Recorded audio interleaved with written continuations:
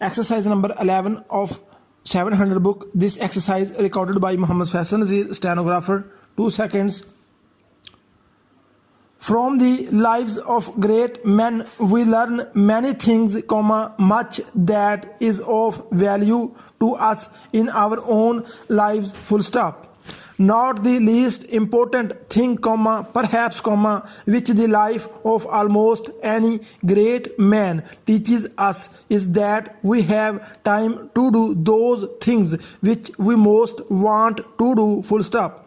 As young people, we talk lightly of what we would do if only we had the time. As old people, we look back upon lost opportunities and wish that we had had the time to follow this course of action, that line of training, full stop. But again and again, as we read the stories of the lives of those who have done great things, of those whose names will be forever remembered, the knowledge is forced upon us that our trouble is not that we have too little time, but that we have too little desire, full stop. Our desire to move in a certain direction is not strong enough to influence us to take the necessary steps, to use for that purpose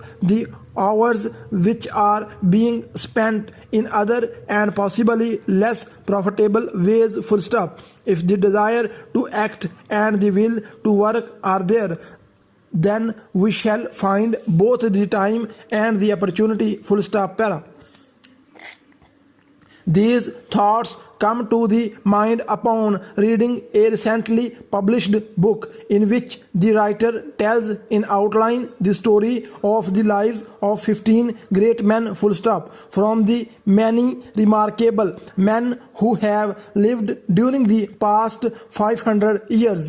The writer has taken those men who, by their thought and by their labor, were able to discover a great principle, some deep truth about the laws of nature which had not before been known, men who in this way added greatly to the knowledge and learning of the world, and so took all men one big step forward in the long march towards a better understanding of the forces which govern our world, full stop.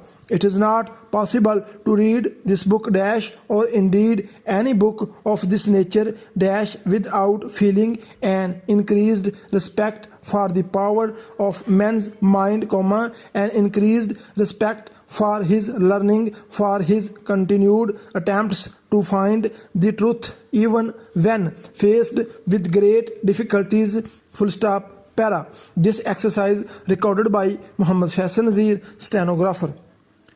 The life of each of these men, it need hardly be said, differs in details, full stop.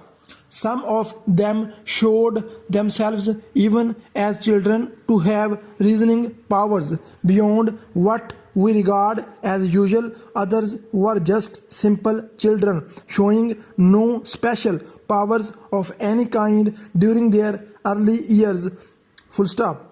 Some were one-idea men working only in their special field. Others developed remarkable minds and became better than most men in most fields of learning, full stop.